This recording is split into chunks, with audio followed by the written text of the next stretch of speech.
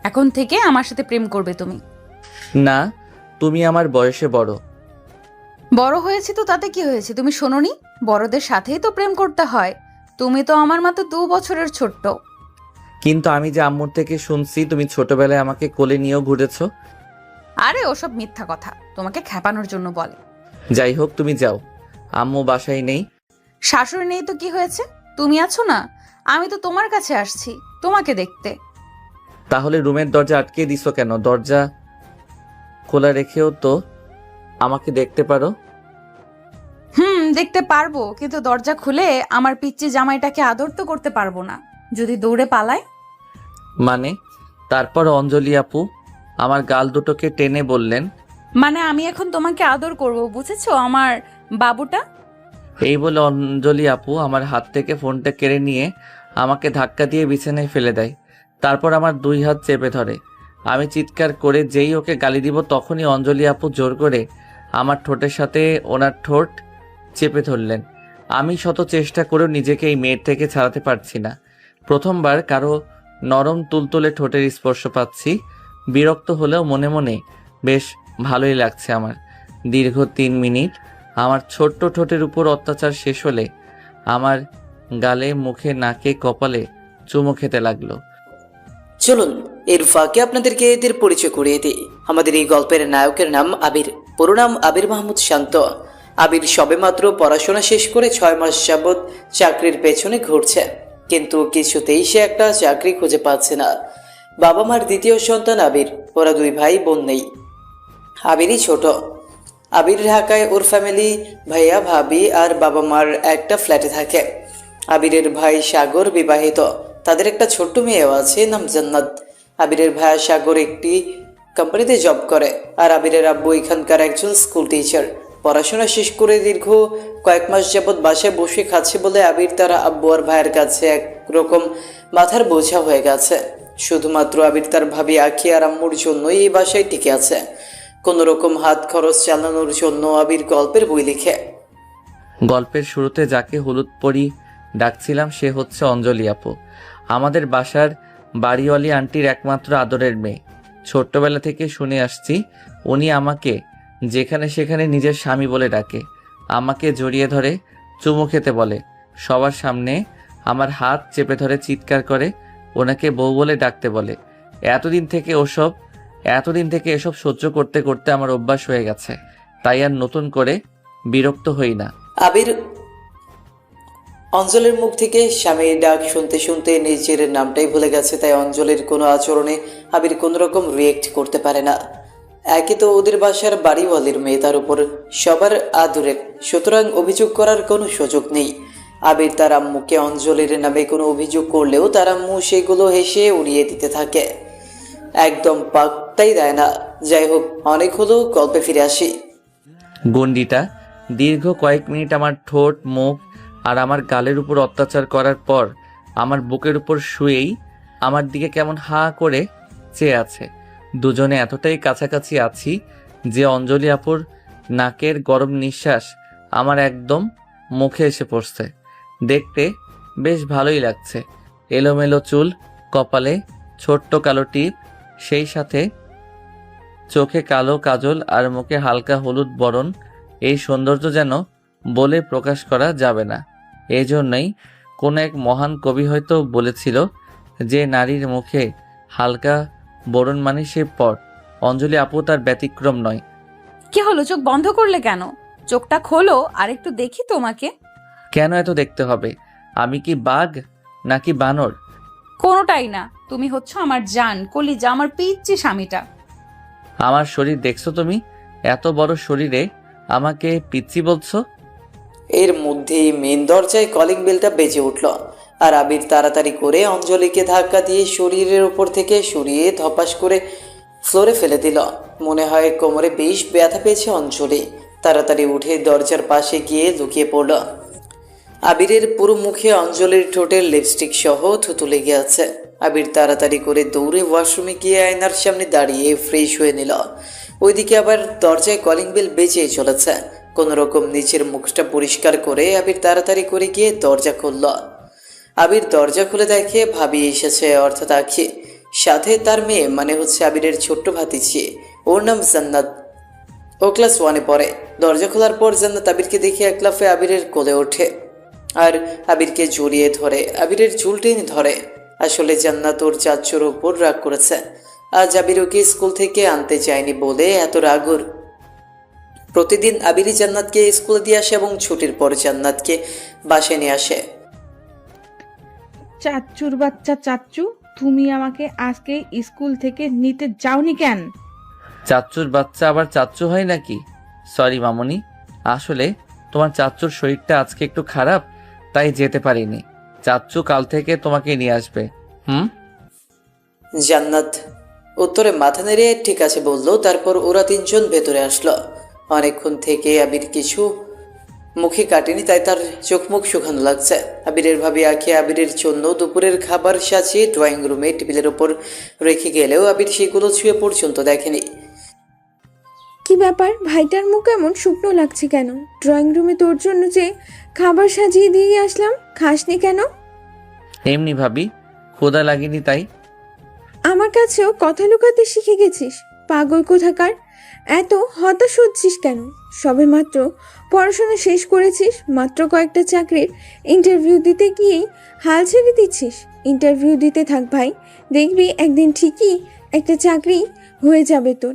মন খারাপ করিস না ভাই। না ভাবি, আর কত বলো, 2 বছর ধরে বেকার বসে আছি। বাবা আর ভাইয়ার উপর দিয়ে আর কত বসে খাবো? দেখতে তো পাও আমার জন্য আম্মুকে রোজ আব্বুর কাছে বকা খেতে হয়।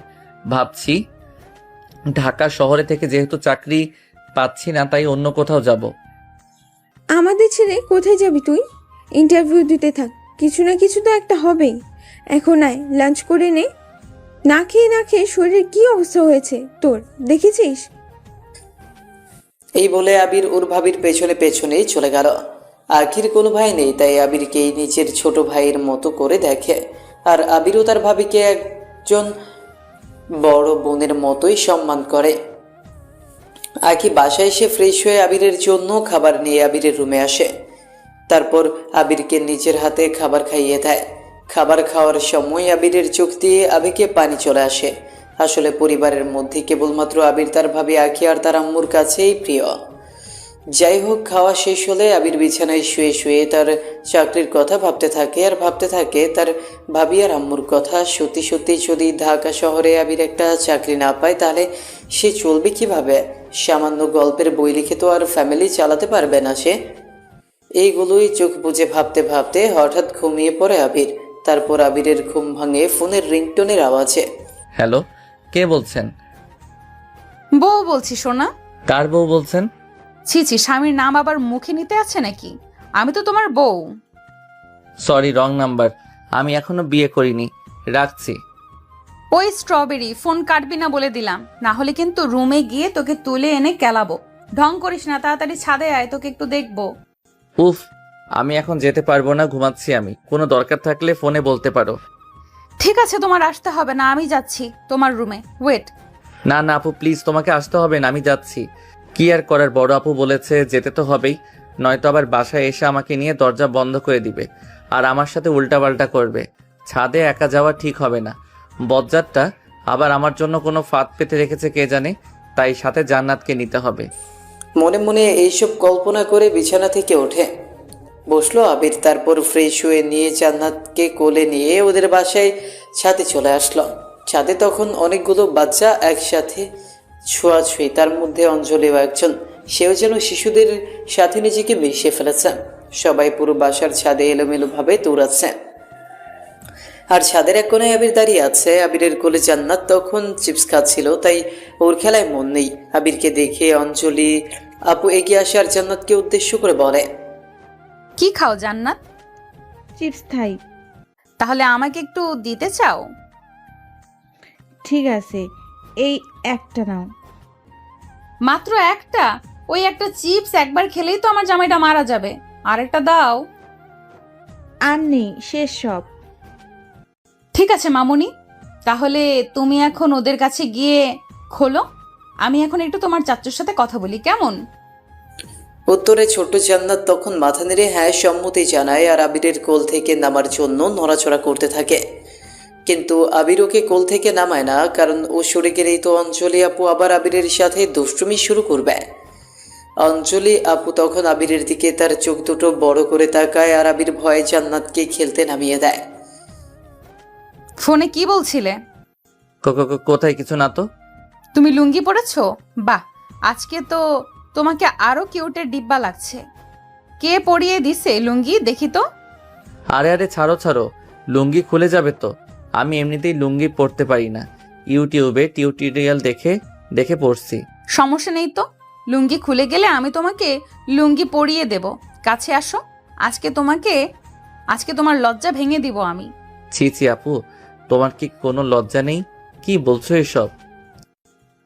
এই বলে আপু আশেপাশে কি যেন খুঁজতেছে। হাতের কাছে তেমন কিছু না পেয়ে একটা বড় ইটের টুকরো হাতে নিল। ওরে বাবার, এটা দিয়ে আমাকে মারবে নাকি? দাঁড়াও, আজকে এই ইট দিয়ে তোমার ফাটিয়ে বিধবা হব আমি। এই বলে ইটের টুকরোটা যেই আমার দিকে তাক করে মারতে যাবে, তখনই আমি ছোটবেলায় দৌড় প্রতিযোগিতা জিততে যেমন ছুটতে হতো তেমন ভাবে ছুটে দিলাম এক দৌড়। হাহা, ভীতু একটা। আমি কি ওকে সত্যি সত্যি মারতাম নাকি? শয়তানটা শুধু শুধু দৌড়ে পালালো। তারপর আবির সিঁড়ি বেয়ে দৌড়ে বাসায় ঢুকে পড়ল। বাসায় এসে সোফার উপর বসে হাঁপাচ্ছে আবির। আবিরকে হাঁপাতে দেখে তার ভাবি বলল, কি হলো আবির, হাঁপাচ্ছিস কেন? আর জান্নাত কোথায়? ছাদে খেলছে ভাবি। ও, তা তুই চলে আসলি যে? আর বলো না ভাবি, ওই যে বাড়িওয়ালার বজ্জাত মেয়ে একটা আছে না, অঞ্জলি। আবির, ও কিন্তু তোর সিনিয়র, তোর কিন্তু ওর নাম ধরে বলা উচিত নয়। বল কি হয়েছে? কি আর হবে, ওই সবসময় আমাকে জামাই জামাই ডেকে যে খেপায়, আবার আমার গায়ে চিমটি কাটে, চুল ধরে টানে আমার, আর বলে ও নাকি আমাকে বিয়ে করবে। ওসব তো ও তোকে মজা করে বলে, তোকে খেপানোর জন্য। আসলে ওর তোকে খেপাতে ভালো লাগে তাই। ভাবি, তুই আমার হয়ে ওনার আম্মুর কাছে একটু কমপ্লেন করে দিও তো। ঠিক আছে, দিব। তুই মাথা গরম করিস না ভাই, আয় তোর কপালে একটা চুমু দিয়ে দিই। তারপর আমি আমার কপালটা এগিয়ে দিলাম আর ভাবি আমাকে চুমু দিল। এখন সময় বিকেল 5টা। এই সময় আমার একজন প্রকাশকের সাথে দেখা করার কথা ছিল, যিনি আসলে আমার নতুন একটি গল্প কিনে তার বইয়ে ছাপাতে চেয়েছিলেন। ভাবি আমাকে একটু বেরোতে হবে, আজ আমার নতুন একটা গল্প নিয়ে প্রকাশকের সাথে দেখা করার কথা আছে। আমি সন্ধ্যার মধ্যেই ফিরে আসব। ঠিক আছে, কিন্তু তোর ভাইয়া আর বাবা বাসায় ফেরার আগেই চলে আসিস, নয়তো বাবা তোকে আবার বকবে ভাই, আর আমি সেটা সহ্য করতে পারবো না। চিন্তা করো না ভাবি, আমি তাড়াতাড়ি চলে আসব। তারপর আবির তার রুমে গিয়ে ফোন হাতে নিয়ে দেখে তার ফোনে প্রকাশকের 5টা মিসড কল। তারপর আবির খুব শর্টকাট রেডি হয়ে তার ডায়েরিটা নিয়ে বাসা থেকে বের হয়ে পড়ে। বাসার বাইরে এসে আবির একটা রিক্সা ডেকে নেয়। তারপর রিক্সা চলতে থাকে তার গন্তব্যে। রিক্সা এসে প্রকাশকের অফিসের গেটে দাঁড়ালে আবির তাড়াতাড়ি করে রিক্সা ভাড়াটা মিটিয়ে ভেতরে প্রবেশ করে। সেখানে আরও অনেক লেখকের বই ছাপানোর কাজ চলছিল। তারপর প্রকাশকের অনুমতি নিয়ে তার কেবিনে প্রবেশ করে আর তার সাথে তার লেখা গল্পটি ছাপানোর ব্যাপারে কথা বলে। প্রকাশক তখন আবিরের গল্পটি দেখাতে বলে। তারপর আবির তার ডায়েরিতে লেখা একটি গল্প প্রকাশককে দেখায়, যা ওনার খুবই পছন্দ হয় এবং শেষ পর্যন্ত উনি সেটা ছাপাতে রাজি হয় এবং আবিরকে তার গল্পের পেমেন্ট করে দেয়। গল্প প্রকাশকের সাথে আলাপ করতেই আবিরের বাসায় ফিরতে অনেক দেরি হয়ে যায়। ওইদিকে বাসায় তার বাবা আরিয়ান সাহেব এতক্ষণে চলে এসেছে। আবিরের ভাবি অর্থাৎ আখি আবিরকে অনেকবার কল দিয়ে যাচ্ছে, কিন্তু আবিরের ফোন সুইচ অফ। অঞ্জলি আপু আবিরকে ফোনে পাচ্ছে না। বারবার আবিরদের বাসায় কোনো না কোনো একটা কাজের ছোটায় গিয়ে আবিরকে খুঁজে আসছে। ওইদিকে আরিয়ান সাহেব বাসায় এসে আবিরকে রুমে না দেখে রাগান্বিত হয়ে যায়। সে ফ্রেশ হয়ে ড্রয়িং রুমে এসে বসে খবরের কাগজ পড়তে থাকে। আখি তখন তার জন্য চা নিয়ে আসে। বাবা, এই নিন আপনার চা। বৌমা, আমি কি তোমাকে চা আনতে একবার বলেছি? না বাবা, কিন্তু আমি তো জানি আপনি রোজ এই সময় খবরের কাগজ পড়তে পড়তে চা খেতে পছন্দ করেন, তাই চা বানিয়ে নিয়ে আসলাম। তোমার আদর দেবর কোথায়? তাকে বাসায় দেখছি না জি। বাবা ও তো একটু আগেই বের হলো, এক্ষুনি চলে আসবে বলে। ও আর আসবে না।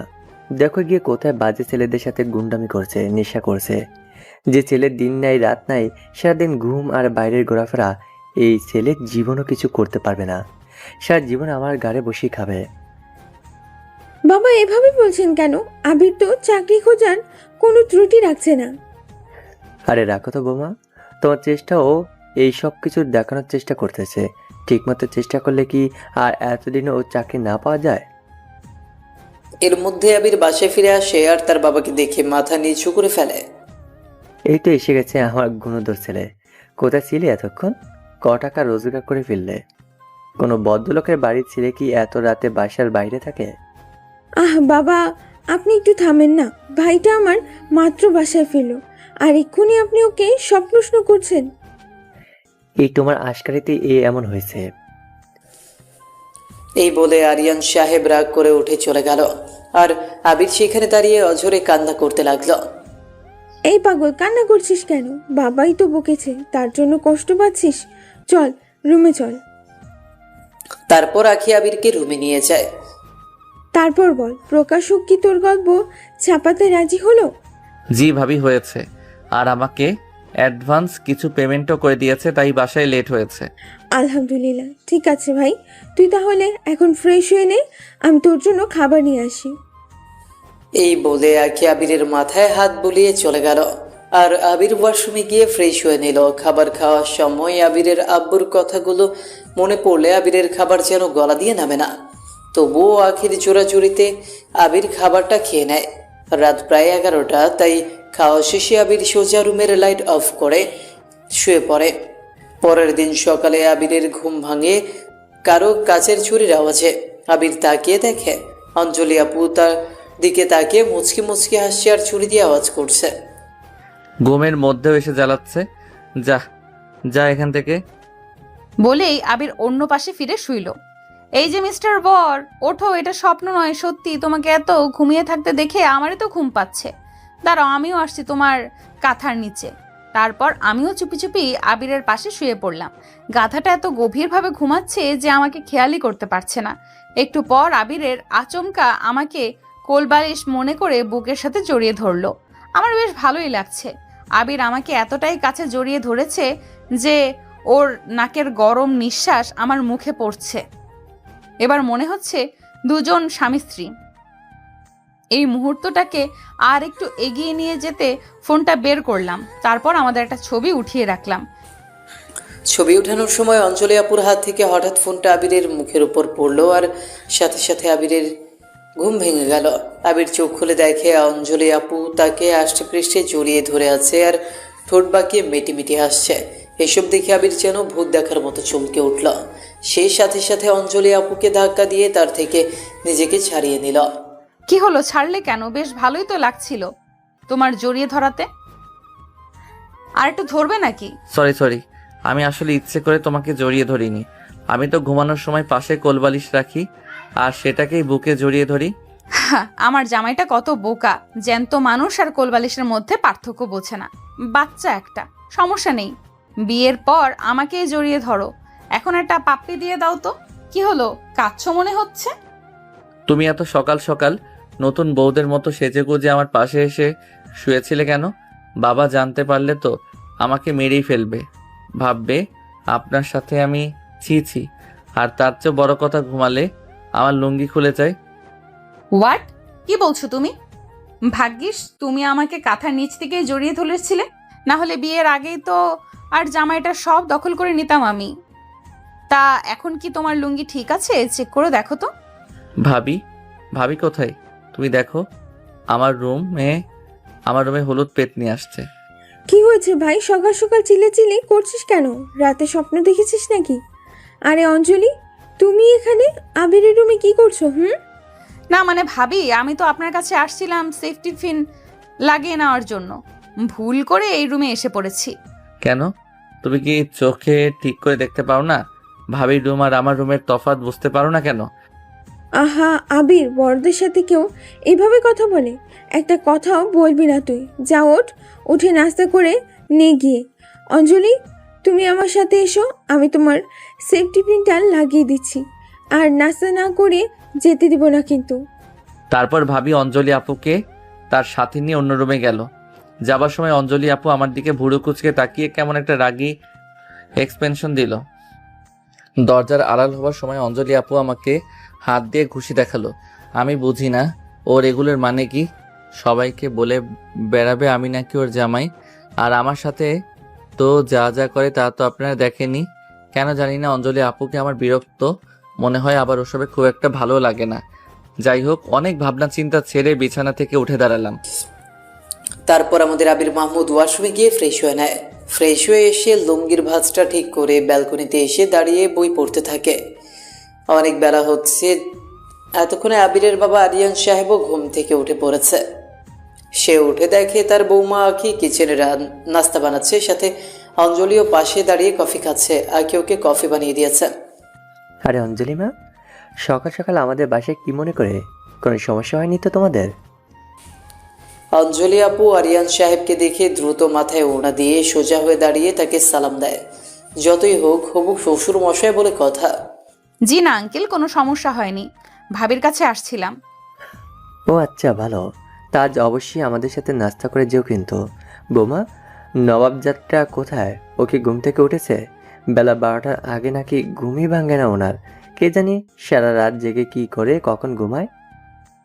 হ্যাঁ বাবা, ও তো ঘুম থেকে অনেক আগেই উঠেছে। আর কাল তো আমি নিজে ওকে 12টার আগে ঘুমিয়ে গেছে দেখলাম। আপনি ওকে একটু বেশি সন্দেহ করেন।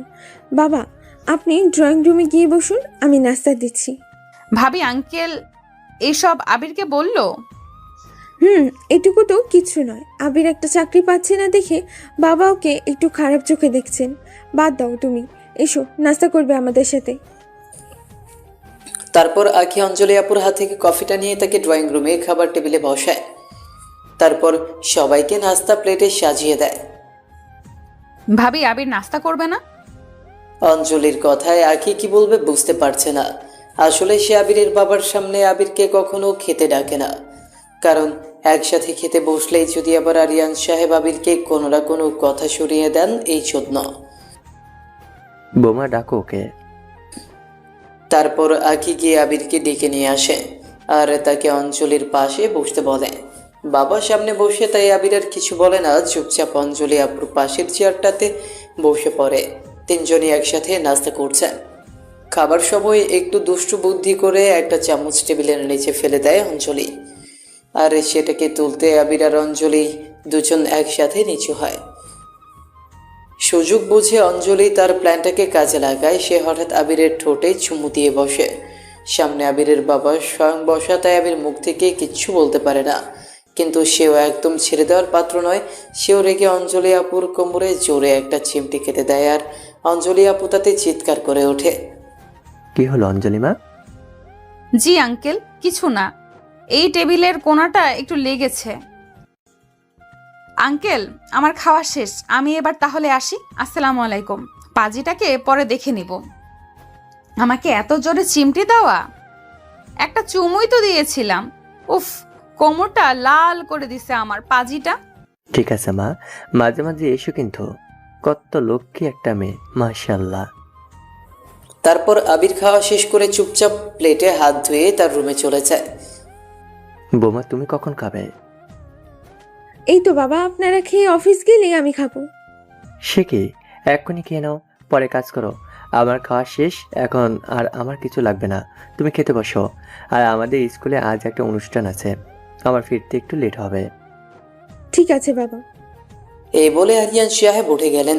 বেলা বাড়ার সাথে সাথে সবাই যে যার কাজে চলে গেলেন। একটু পর হঠাৎ অঞ্জলি আপুর আম্মু অর্থাৎ আবিরদের বাসার যিনি বাড়িওয়ালি, সে বাড়িওয়ালি আন্টি আসলেন। তিনি আবিরের রুমে আবিরকে ডাকতে ডাকতে প্রবেশ করলেন। আসসালামু আলাইকুম আন্টি, আপনি এখানে? আমাকে একটা কল করলে তো আমি আপনার কাছে চলে যেতাম। তারপর উত্তরে আন্টি বলেন তার শরীরটা আজ একটু খারাপ, তাই তার মেয়ে অঞ্জলিকে আজ সে কলেজে পৌঁছে দিতে পারবে না। এই জন্য সে অঞ্জলিকে কলেজ অবধি এগিয়ে দিতে বলে, কেননা ঢাকা শহরের রাস্তা, পথের যে অবস্থা, তার উপর আবার বড়লোক বাবার মেয়ে, বুঝতেই তো পারছেন। যাই হোক, বাড়িওয়ালি আন্টি নিজে থেকে কথাটা বলেছে বলে কথা, তাই যেতে তো হবেই। বড়দের কথা তো আর ফেলা যায় না। এই জন্য আবির আর কিছু না বলে অঞ্জলি আপুর সাথে যেতে রাজি হয়েছে। ঠিক আছে আন্টি, আপুকে রেডি হতে বলুন। আমি রেডি। বলতে বলতেই আমার রুমের দরজার আড়াল থেকে উকি দিয়ে বের হলো উনি। হয়তো সব নিজে থেকেই প্ল্যানিং করে এসেছে। শুধু আন্টি বলেছে বলে আমি যেতে রাজি হচ্ছি, তাছাড়া এই বজ্জাত মেয়ের সাথে কথা আমি কোথাও যেতাম না। তারপর আবির ওয়ার্ড্রপ থেকে নতুন একটা টি শার্ট আর প্যান্ট বের করে অন্য রুমে গিয়ে রেডি হয়ে আসে। আর অঞ্জলি আর তার আম্মু আবিরের রুমের সোফায় বসে অপেক্ষা করে। একটু পর আবির ড্রেস চেঞ্জ করে চলে আসে। তারপর অঞ্জলি আপুকে সাথে নিয়ে বাসার বাইরে আসে। তারপর আবির দুটো রিক্সা ডাকে। আপু, তুমি এই রিক্সায় যাও, আমি অন্য রিক্সাটাই তোমার পেছন পেছন আসছি। তাহলে তো আমার একা যাওয়াই ভালো ছিল।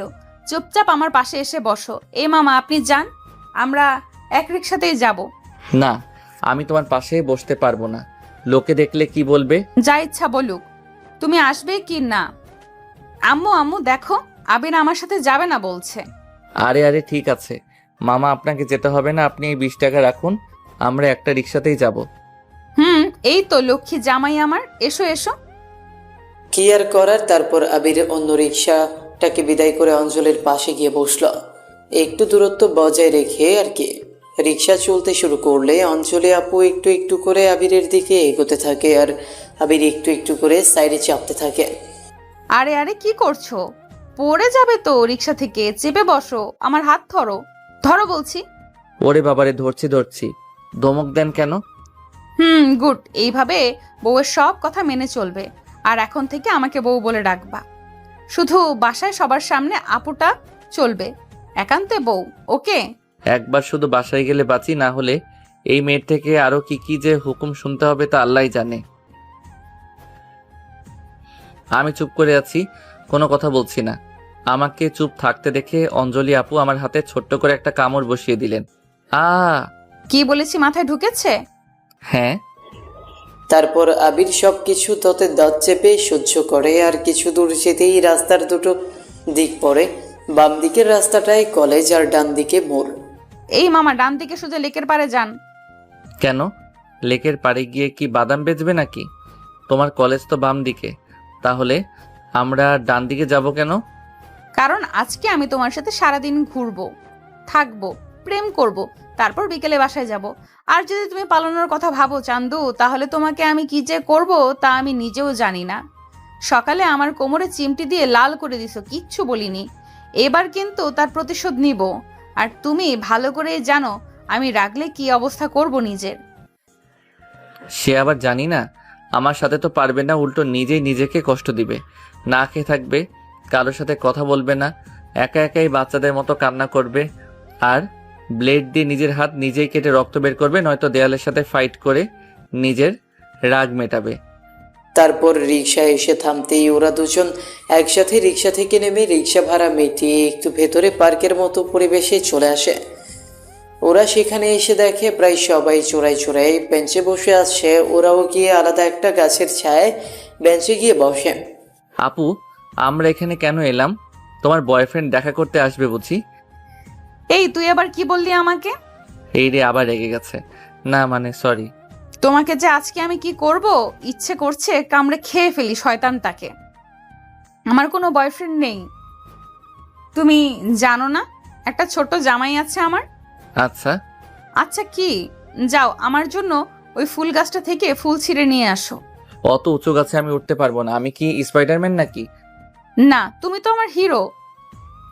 আমি কোনো কথা শুনবো না, আমাকে ফুল ছিঁড়ে এনে খোপায় লাগিয়ে দাও। দেখ, এসবের জন্যই ওর সাথেই আসতে রাজি ছিলাম না। এখন এত উঁচু কৃষ্ণচূড়া গাছে আমাকে উঠতে হবে? কথায় আছে ফাঁদে পড়লে নাকি বিড়ালও গাছে ওঠে। আজ মনে হয় আবিরের ক্ষেত্রেও তাই হচ্ছে। পার্কে এসে জনসম্মুখে গাছে উঠে অঞ্জলি আপুর জন্য ফুল ছিঁড়ে আনতে হচ্ছে তাকে। যাই হোক, আবির অনেক কষ্ট করে আমাদের গল্পের নায়িকার জন্য ফুল ছিঁড়ে নিচে নেমে আসলো। তারপর ফুলগুলোকে অঞ্জলি আপুর দিকে বাড়িয়ে বলল, এই নাও তোমার ফুল। তুমি এত আনরোমান্টিক কেন? বললাম ফুলটা আমার চুলে লাগিয়ে দিতে। পারবো না। ঠিক আছে দাও, আমি লাগিয়ে নিচ্ছি। এবার দেখো তো আমাকে কেমন লাগছে। এসো তোমার সাথে কয়েকটা ছবি তুলি। তারপর অঞ্জলি আপু জোর করে আবিরের সাথে ক্লোজ কয়েকটা ছবি তুলে নেয়। তারপর দুজনে একসাথে বসে অনেকক্ষণ সময় কাটায়। দুপুরে একসাথে রেস্টুরেন্টে বসে লাঞ্চ করে নেয়, আর প্রায় সারাদিন ঘোরাফেরা শেষে সন্ধ্যা নাগাদ ওরা বাসায় ফিরে। অঞ্জলি আপুর আম্মু কলেজে ফোন করে জানতে পারে যে তার মেয়ে আজ কলেজ যায়নি, আর আবিরও এখনও বাসায় ফিরেনি। তাই সন্ধ্যায় ওরা দুজন একসাথে বাসে ফিরলে ওদের বাবা মা ওদের দুজনকে জিজ্ঞেস করতে থাকে। অঞ্জলি আপু বাসায় প্রবেশ করার সময় তার আম্মু তাকে আটকে দেয় আর বলে, তোর স্যার ফোন করে বলল তুই নাকি আজ কলেজে যাসনি, তাহলে কলেজের নাম করে সারাদিন কোথায় ছিলি? উত্তরে অঞ্জলি আপু কিছু বলতে পারে না। আসলে সে তার আব্বু আম্মুর কাছে কখনো মিথ্যা বলে না, তাই নিশ্চুপ সে। কি হলো, কথা বলছিস না কেন? সন্ধ্যা পর্যন্ত কলেজ ফাঁকি দিয়ে বাইরে কি কাজ তোর? তুই এখন যথেষ্ট বড় হয়েছিস, বিয়ের বয়সও হয়েছে তোর। এত সময় ধরে বাসার বাইরে থাকা উচিত নয় তোর। শোন, সামনে শুক্রবার তোর জন্য একটা বিয়ের সম্বন্ধ আসবে। ছেলেটাকে হয়তো তুইও চিনবি। তোর বাবার অফিসের কলিগ আছে না, মিজান সাহেব, তার ছেলে গত সপ্তাহে দেশে ফিরেছে। তোর বাবা নাকি তোর জন্য তাকে পছন্দ করেছে। বাবা মার একটা মাত্র ছেলে, ওর নাম ইমন। কথাটা শুনেই অঞ্জলি আপুর পায়ের নিচ থেকে যেন মাটি সরে গেল। মনে হচ্ছে তার সমস্ত শরীর শূন্যের ওপর দাঁড়িয়ে আছে। কলিজাটা পুরো কেঁপে উঠেছে, গলাটাও শুকিয়ে এসেছে। আসলে সে তো আবিরকে মন থেকে অনেক ভালোবাসে আর তার সাথে নিজের ফিউচার করতে চায়। তাই হঠাৎ এমন ডিসিশন শুনে নিজেকে কোনোরকম সামলে কান্নামাখা গলায় অঞ্জলি আপু বলতে থাকে, আম্মু কিছু বলবে? আম্মু, তুমি তোমার কথা জানালে, এখন আমি আমার কথাটাও শুনে নাও। তোমাদের পছন্দের ছেলেকে বিয়ে করা আমার পক্ষে সম্ভব নয়। আমি আবিরকে সত্যি সত্যিই ভালোবাসি, আর বিয়ে করলে আবিরকেই করব। বউ হলে ও ঘরেরই বউ হব। আর এই নিয়ে তোমরা আমার সাথে কোনো রকম জোর যদি করো, তাহলে আমি সোজা সুইসাইড করব, কথাটা বলে দিলাম। এই বলে অঞ্জলি আপু তার চোখের পানি মুছতে মুছতে দৌড়ে তার রুমে গিয়ে দরজা বন্ধ করে দিল। আর আয়েশা বেগম অর্থাৎ অঞ্জলি আপুর আম্মু তার মেয়ের কথা শুনে মাথায় হাত দিয়ে হতবাক হয়ে সোফার উপর বসে পড়ল। সে কিছুতেই যেন নিজেকে সান্ত্বনা দিতে পারছে না। আমার ভাবতেও অবাক লাগছে, মেয়েটার এত বড় দুঃসাহস কিভাবে হলো আমার ডিসিশনের বাইরে কথা বলার। মেয়েটার কি মাথা খারাপ হয়ে গেছে নাকি? যেই ছেলেটার ইনকাম বলতে কিছুই নাই, পড়াশোনা করার পর বাবার ঘাড়ের উপর বসে বসে খাচ্ছে, সেই ছেলেকে নাকি ও বিয়ে করবে? এগুলো সব নিশ্চয়ই ওই ছেলেটার দোষ। ওই আমার মেয়েটার মাথা নষ্ট করেছে। ও নিশ্চয়ই ফাঁদে ফেলেছে আমার মেয়েটাকে। অঞ্জলি আপুর আম্মু এইগুলো বলছেন আর মনে মনে আবিরকে গালমন্দ করছেন। ওইদিকে অঞ্জলি আপু তো তার রুমে গিয়ে ভেতর থেকে দরজা বন্ধ করে দিয়ে বিছানায় শুয়ে শুয়ে তার আম্মুর মুখের উপর কথা বলার জন্য কাঁদছে, আর আবিরকে তার ভুলে যেতে হবে ভেবেও কাঁদছে। তারপর রাতে অঞ্জলি আপুর আব্বু অফিস থেকে বাসে ফিরলে আয়েশা বেগম তাকে সব ঘটনা খুলে বলে। আর সবটা শুনে তো তিনি প্রচণ্ড রেগে যান, আর সাথে সাথে আবিরের বাবাকে ডেকে পাঠান। আর সব কিছু ধমকের সুরে তাকে বলেন আর বলেন আগামীকালের মধ্যেই তাদেরকে এই বাসাটা ছেড়ে দিতে। ভাইজান, আপনি তো আমাকে চেনেন, আপনি নিশ্চিন্তে থাকুন। আপনাদের মান সম্মানের কোনো ক্ষতি হওয়ার আগেই আমরা এই মহল্লা ছেড়ে চলে যাব। আর আমার ছেলের বিষয়টার জন্য আমি আবারও আপনার কাছে ক্ষমা চাচ্ছি। ঠিক আছে, আপনি এখন যান, আর নিজের ছেলেকে একটু শাসন করেন, আমাদের যাতে ব্যাপারটা থানা পুলিশ না করতে হয়। যেভাবে আসছি। আসসালামু আলাইকুম।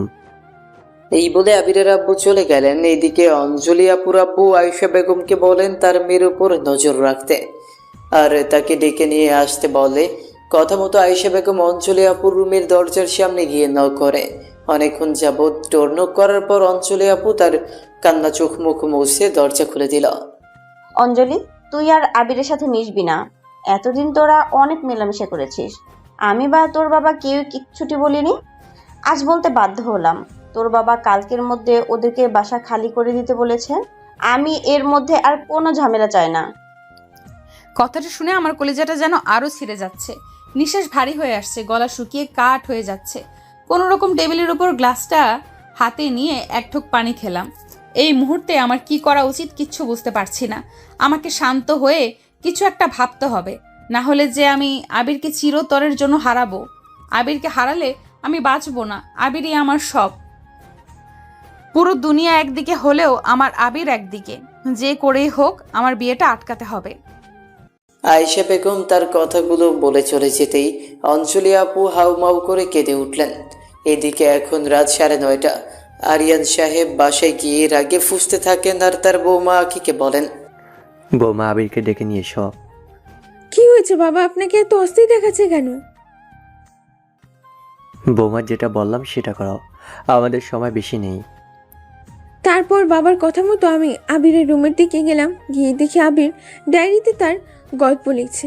আবির নিচে চল, বাবা তোকে ডাকছে। তারপর আবির তার ডায়েরি লেখা বন্ধ করে তার ভাবির পেছন পেছন আসে আর মনে মনে ভাবে হঠাৎ এই সময় তার বাবা তাকে কেন ডাকছে। এমনি সময় তো খুব একটা দরকার না হলে আবিরের বাবা আবিরের সাথে কথা বলেন না।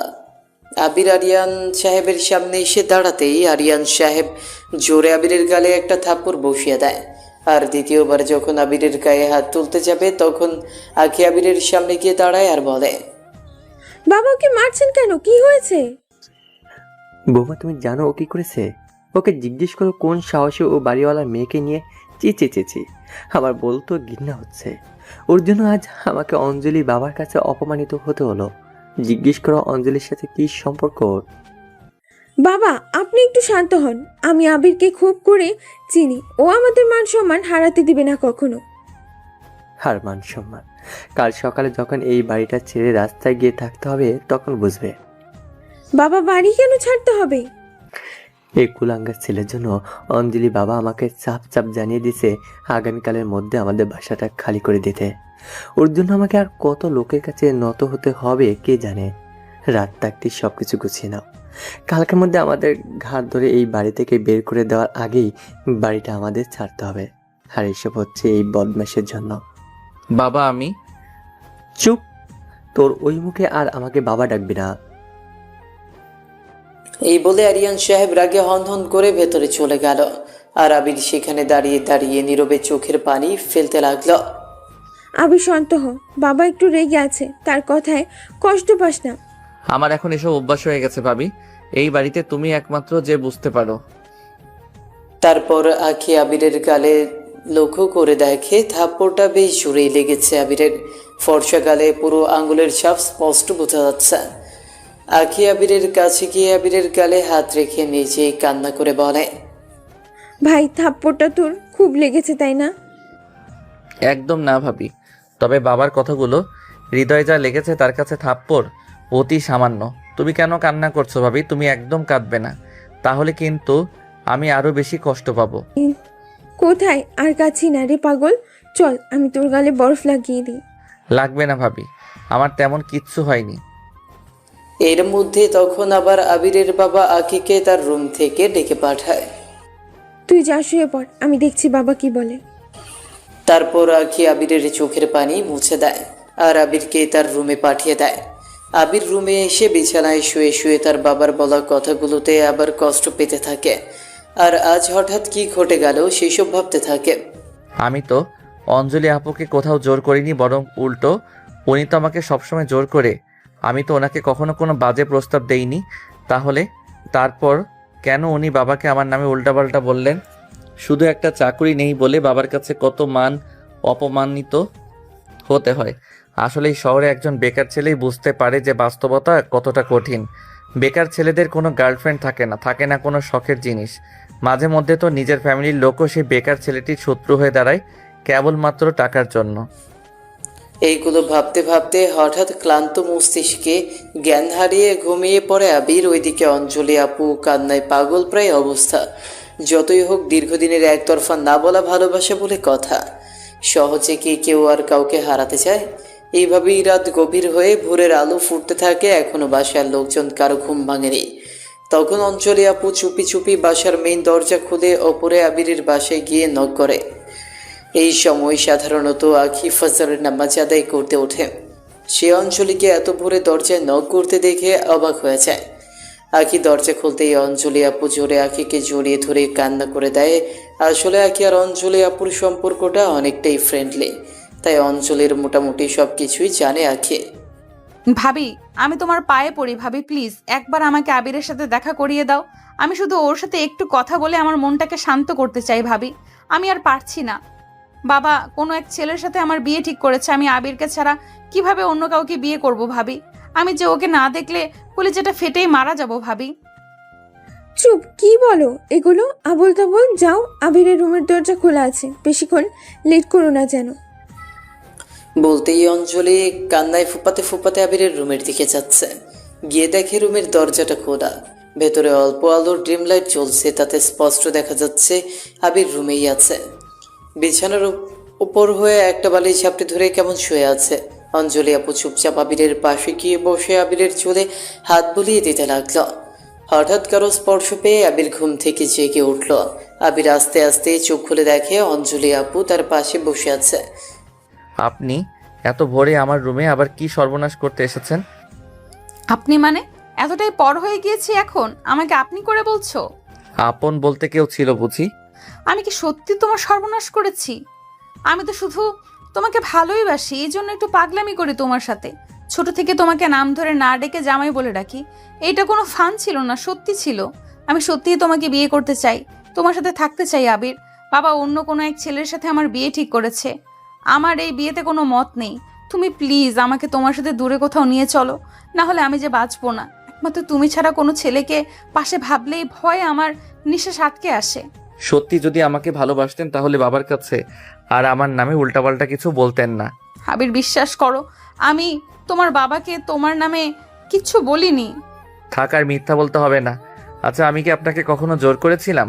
উল্টো আপনি তো আমার সাথে উল্টাপাল্টা জেদ করেন কি? আমি তোমার সাথে অনেক জেদ করি, অনেক রাগ দেখাই, অনেক পাগলামো করি, বিভিন্ন নামে তোমাকে ডাকি। তাতে কি তুমি কখনো বিরক্ত হয়েছো? না। এটাকে ভালোবাসা বলে আবির? তুমি প্লিজ আমাকে তোমার সাথে কোথাও নিয়ে চলো। কোথায় নিয়ে যাব? শুনলাম তোমরা নাকি বাসাটা ছেড়ে দিচ্ছ। হ্যাঁ, আপনার বাবা আজকের মধ্যে আমাদেরকে বাসাটা খালি করে দিতে বলছে। এক রাতের মধ্যে হঠাৎ তোমরা কোথায় উঠবে? আমি তোমাদেরকে যেতে দেব না। বাবা রাখতে চায় না আর তার মেয়ে ছাড়তে চায় না। তুমি আমাকে নিজের সাথে নিয়ে চলো। আপু, আমার মনে হয় আপনার মাথা খারাপ হয়ে গেছে। আপনার ডাক্তার দেখানো উচিত। আপনার বাবার এত বিশাল বাড়ি গাড়ি সম্পত্তি ছেড়ে আমার মতো একজন বেকার ছেলেকে নিয়ে স্বপ্ন দেখছেন।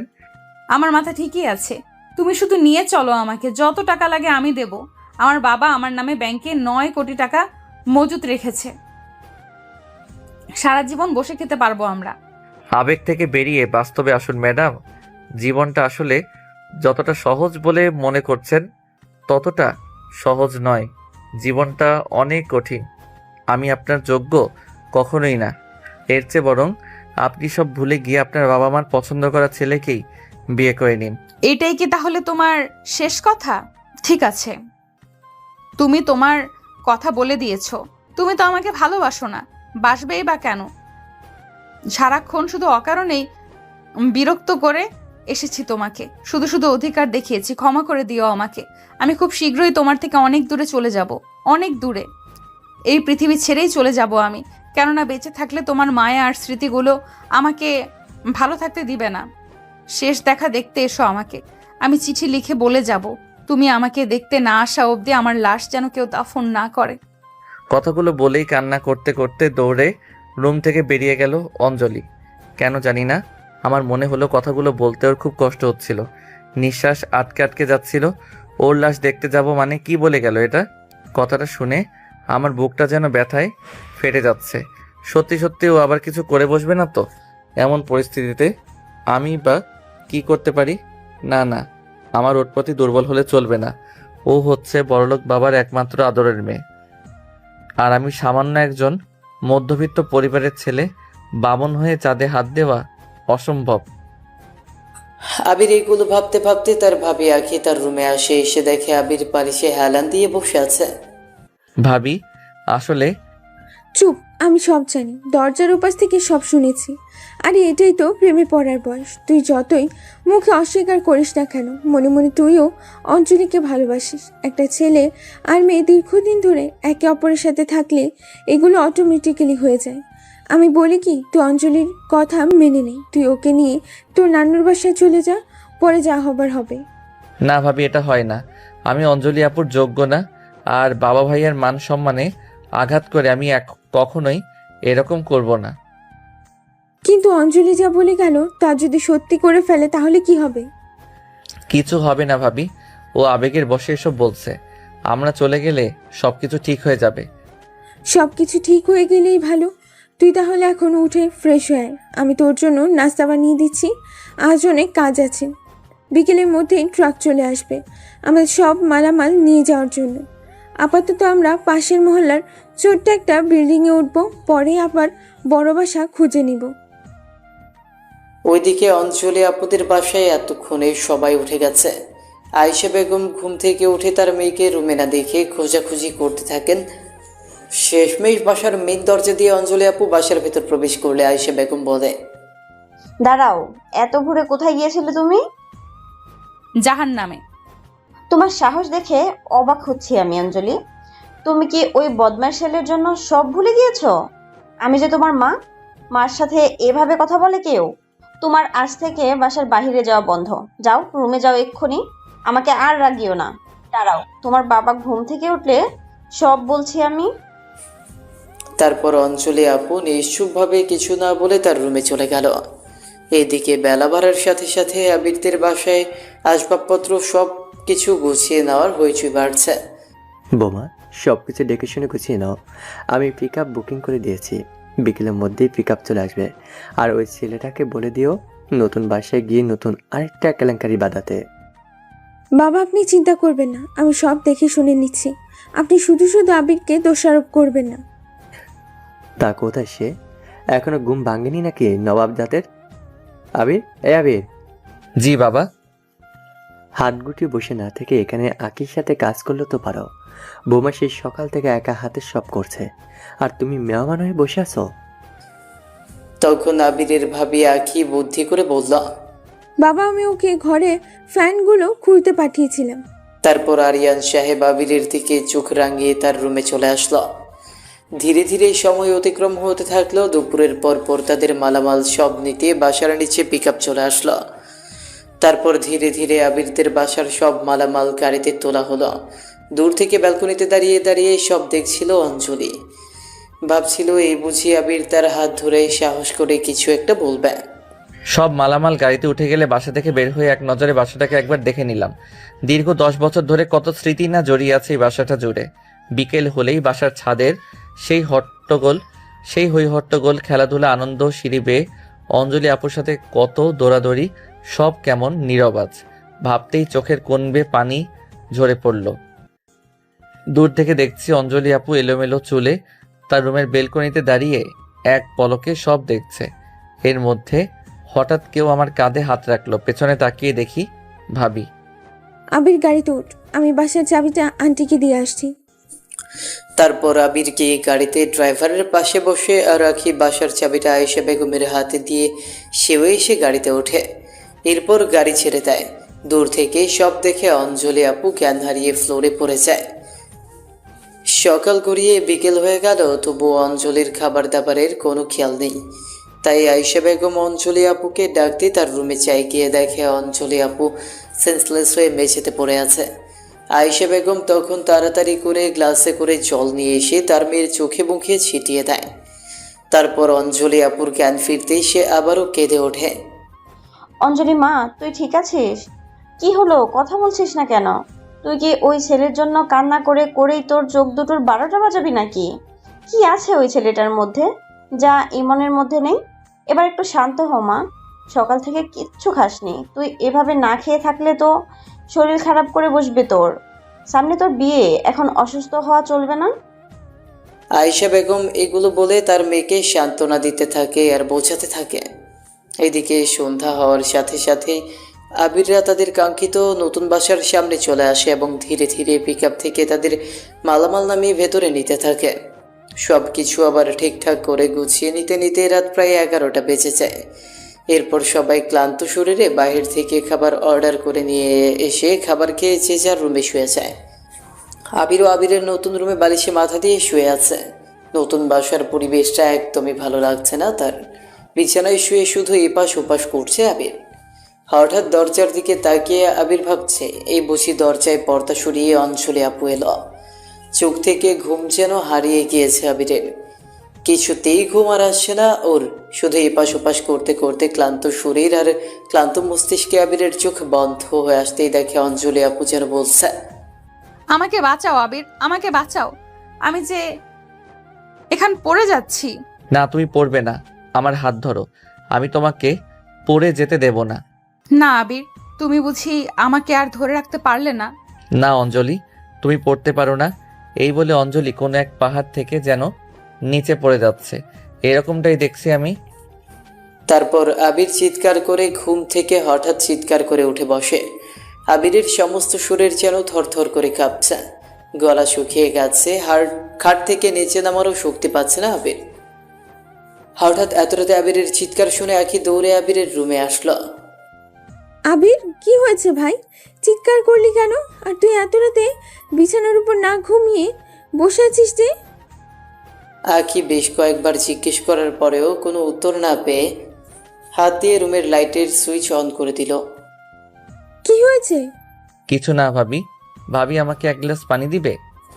তখন আবিরের ভাবি আখি ঘাবড়ে গিয়ে বলে, আবার বল, কি হয়েছে তোর?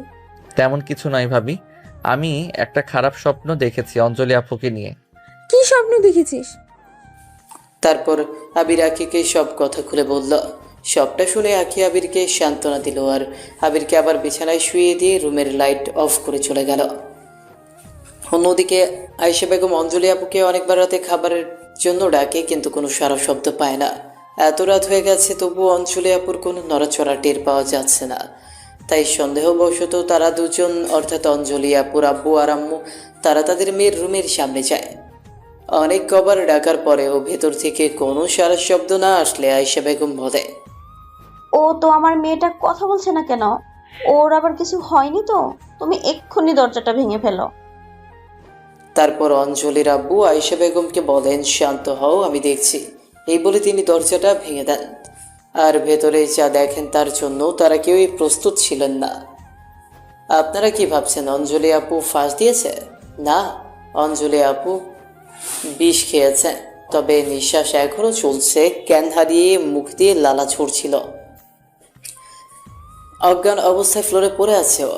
আয়েশা বেগম তার মেয়েকে এই অবস্থায় দেখে জোরে হাউমাউ করে কেঁদে দিয়ে তাকে জড়িয়ে ধরে আর বলে, মা মা চোখ খোল। অঞ্জলি, কি হয়েছে তোর? তুই এমনটা কেন করলি? তুই কি একটা বারও আমাদের কথা ভাবলি না? তোকে ছাড়া আমাদের কি হবে? ওগো, তুমি তাড়াতাড়ি ওকে হসপিটালে নেওয়ার ব্যবস্থা করো। আমার মেয়েটার কিছু হলে আমি কিন্তু বাঁচবো না। এইসব বলে আয়েশা বেগম আরো জোরে কান্না করতে থাকে। এতক্ষণে অঞ্জলির বাবা অ্যাম্বুলেন্সে খবর করে দিয়েছেন আর দ্রুত অ্যাম্বুলেন্স চলেও এসেছে। তারপর অঞ্জলি আপুকে দ্রুত হসপিটালের উদ্দেশ্যে নেওয়া হয়। অবস্থা খুবই জটিল হয়ে পড়ে। হসপিটালে নিয়ে অঞ্জলি আপুকে ইমার্জেন্সিতে পাঠানো হয়। দেখতে দেখতে রাত শেষে ভোরের আলো ফুটতে থাকে, তবু অঞ্জলি আপুর জ্ঞান ফিরে না। এদিকে কেবিনের বাহিরে তো আয়েশা বেগম আর অঞ্জলির পরিবারের সবার কান্না আরও বাড়তে থাকে।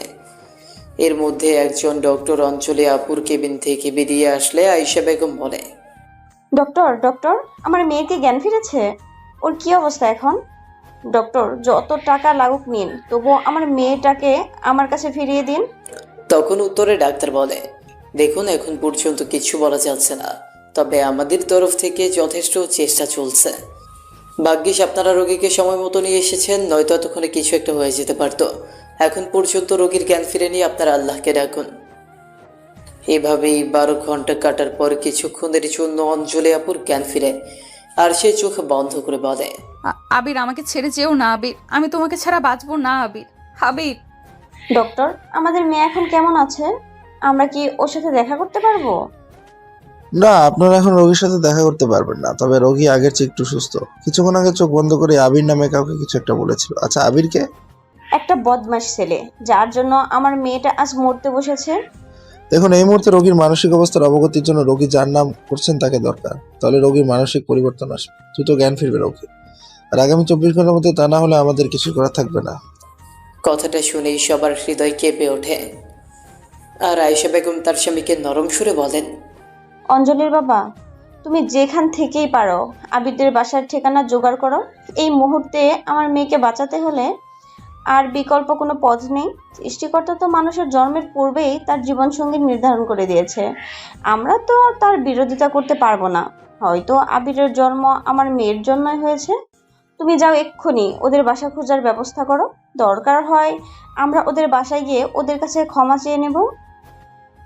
তারপর অঞ্জলি আপুর বাবা পুরোদমে লোক লাগিয়ে দেয় আবিরদের খোঁজার জন্য।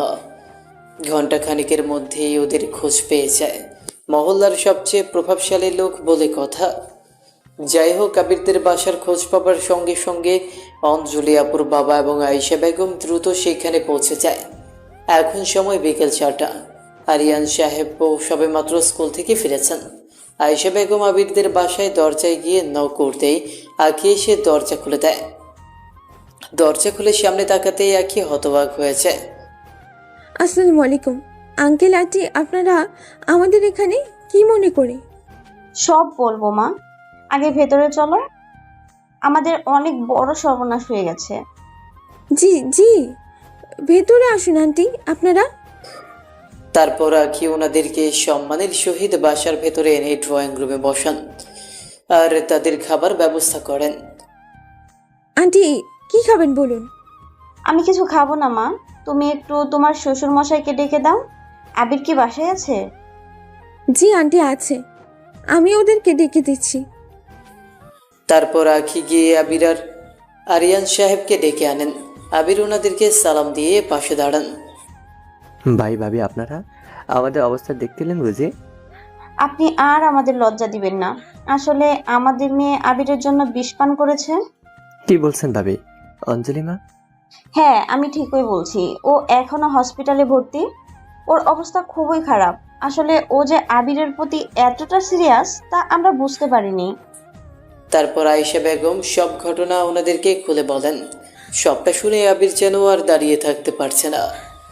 সমস্ত শরীরের শক্তি হারিয়ে ফেলেছে সে। আন্টি অঞ্জলি এখন কেমন আছে? ডক্টর বলেছে এখনো কিছু বলা যাচ্ছে না, কিন্তু ওর একটু জ্ঞান আসতেই নাকি ও আবিরের নাম করেছে। আবির বাবা, তুমি প্লিজ আমার মেয়েটাকে বাঁচাও। আর যা হয়েছে ভুলে যাও। আমাদের ভুলের জন্য আমরা সত্যি অনুতপ্ত। আমরা তোমার সাথেই অঞ্জলি মার বিয়ে দেব। ও তোমার কাছেই ভালো থাকবে। আবির নিশ্চুপ। ভাইজান, আমরা আবিরকে আমাদের মেয়ের জামাই হিসেবে মানতে রাজি আছি। আপনি কি বলেন? দেখেন ভাবি, অঞ্জলি মার মতো একটা মেয়ে যে কিভাবে আমার এই বেকার বাদেমার ছেলে প্রেমে পড়লো আমি বুঝতে পারছি না। ও আসলে ও যাই হোক, বেকার তাতে কি হয়েছে? আমাদের কি কোনো কিছুর অভাব আছে নাকি? ও সারা জীবন আমার মেয়েকে নিয়ে বসে খেলেও আমাদের ফুরোবে না। আমি আমার ছেলেকে সে শিক্ষা দেইনি যে ও। যাই হোক, আগে চলো সবাই অঞ্জলি মাকে দেখে আসি, বাকি কথা পরে শুনলেও হবে। চলো সবাই। হ্যাঁ, তাই চলুন। এই বলে সবাই দ্রুত ঢাকা মেডিকেলের উদ্দেশ্যে রওনা দিলেন, যেখানে অঞ্জলি আপুকে ভর্তি করানো হয়েছে। হসপিটালে পৌঁছে সবাইকে বাইরে অপেক্ষা করতে বলা হলো, আর আমাকে একজন নার্স এসে অঞ্জলির কেবিনে নিয়ে গেল। ওর নাকের ভেতর অক্সিজেন মাস্ক আর হাতে স্যালাইন পুশ করা হয়েছে। শুধু আমার জন্যই হয়েছে এসব। আমার জন্য আজ ওকে মৃত্যুর সাথে লড়তে হচ্ছে। দুদিনে ওর চেহারাটা অনেক শুকিয়ে গেছে। চোখের কোণে সারাক্ষণ কান্না করার দাগ বোঝা যাচ্ছে। অঞ্জলিকে এভাবে দেখতে আমার খুব কষ্ট হচ্ছে, আর দাঁড়িয়ে থাকার শক্তি পাচ্ছি না। তাই ওর পাশে বসে ওর হাতের উপর হাত রাখলাম। তখন সেখানে থাকা একজন ডক্টর বলল আমাকে ওর সাথে কথা বলতে। এই বলে ডক্টর আমাকে আর ওকে একা করে চলে গেল। আপু, এই আপু, কি হয়েছে তোমার? চোখ খোলো আপু, দেখো আমি তোমাকে ডাকছি। তুমি কি এখনো আমার উপর অভিমান করবে? তুমি না বলেছ আমাকে বিয়ে করবে, তাহলে আমাকে ছেড়ে চলে যেতে চাচ্ছ কেন? এই ওঠো না, একবার আমাকে জামাই বলে ডাকো। দেখো আমি তোমাকে নিতে এসেছি। প্লিজ একবার উঠে আমার জন্য রাগ করো। আমি জানি তুমি আমাকে অনেক ভালোবাসো, আমাকে ছেড়ে যেতে পারো না তুমি। কথাগুলো বলছে আর নিজের চোখে জল ফেলছে আবির। আবির এভাবে কিছুক্ষণ একা কথা বলার পর ডক্টর আসে আর অঞ্জলিকে দেখে বলে, ও মাই গড, এটা কিভাবে সম্ভব? রোগীর অবস্থা অনেকটাই ভালো দেখাচ্ছে। আপনি রোগীর নাম ধরে রোগীকে ডাকতে থাকুন। আবিরের কথা শুনে অঞ্জলি বারবার চোখের পলক ফেলতে থাকে আর আবিরকে এভাবে কিছু বলতে থাকে। খুশিতে তখন প্রথমবারের মতো আবির অঞ্জলিকে জড়িয়ে ধরে আর তার ভালোবাসা প্রকাশ করে। এরপর ডক্টর একে একে সবাইকে ভেতরে এসে রোগীর সাথে দেখা করতে বলে, আর সবাই তখন এক এক করে এসে অঞ্জলির সাথে দেখা করে আর আবিরকে নিয়ে ভালো ভালো কথা বলে। 3 দিন পর অঞ্জলিকে হসপিটাল থেকে রিলিজ করে দেওয়া হয়। আর বাসায় এনে ধুমধাম করে আবির আর অঞ্জলির বিয়ে পড়িয়ে দেওয়া হয়। আজ ওদের বিয়ের 2 মাস কেটে গেল। এখন আবির আর বেকার নেই। সে এখন তার শ্বশুরের অফিসে বড় একটা পদে চাকরি করছে। আর সে যে গল্প লিখতো সেগুলো এখন বেশ জনপ্রিয় হয়ে উঠেছে। 1 মাসে আবিরের 10,000 গল্পের বই বিক্রি হয়েছে। প্রকাশকরা এখন তার গল্প নিতে অধিক আগ্রহী। অঞ্জলি বউ, কি করছো? দেখতে পাচ্ছ না খাবার বানাচ্ছি? এমন সময় জড়িয়ে ধরলে কেন? তোমার মতলবটা কি? মতলব? আমার একটা বাবু চাই কোলে নিয়ে ঘোরার জন্য। চলো, আমার বাবু লাগবে এক্ষুনি। কি? তুমি নিজেই তো একটা বাবু, আবার তোমার কোলে নেওয়ার জন্য বাবু চাই? আজকে ঘরে আসো, তারপর তোমাকে দেখাবো আমি বাবু নাকি বাবুর আব্বু। কি কি কি দেখাবে শুনি? পিচ্ছি একটা। দেখো ভালো হচ্ছে না কিন্তু। আমি কিন্তু এক্ষুনি। কি এক্ষুনি? ছাড়ো আমাকে, তরকারি পুড়ে যাচ্ছে। যাক, তবু আজকে আমি তোমাকে আদর করবো। আমার বাবু চাই মানে চাই। না, এই ছাড়ো বলছি, ছাড়ো আমায়। ভাবি বাঁচাও আমাকে, তোমার লুচ্চা দেবর আমার সর্বনাশ করে ফেললো। যতই চিৎকার করো, আজ কোনো কথা শুনবো না। বাবু আমার লাগবেই। এই বলে আবির অঞ্জলি আপুর এখন তো আর অঞ্জলি আপু নেই, অঞ্জলি ভাবি। যাই হোক, এই বলে আবির তার ওয়াইফকে পেছন থেকে কোলে তুলে নিয়ে রুমে এসে দরজা বন্ধ করে দিল। তারপর কি হয়েছে সেসব জানি না।